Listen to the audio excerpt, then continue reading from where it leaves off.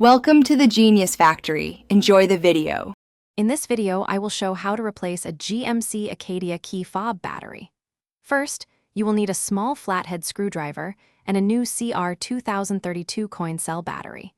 Make sure you have a clean, well-lit area to work in to avoid losing any small parts.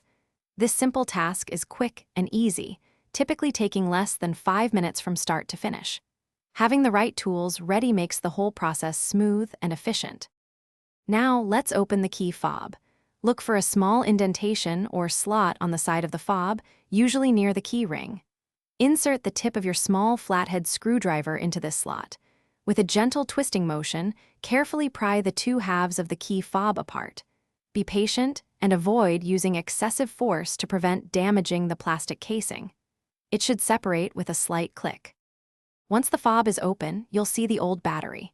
Take a moment to observe its orientation, noting which side is facing up. This is usually the positive side, marked with a plus sign. Gently remove the old CR2032 battery from its slot.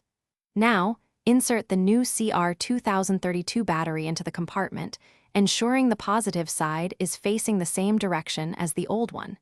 It should fit snugly into place. To reassemble, carefully align the two halves of the key fob. Press them firmly together until you hear a distinct click, indicating they are securely fastened. Before you go, remember to check the description for a link to the Owala water bottle and other great deals. Finally, test all the buttons on your key fob to ensure everything is working perfectly. Your key fob should now be fully functional with its new battery, ready for reliable use.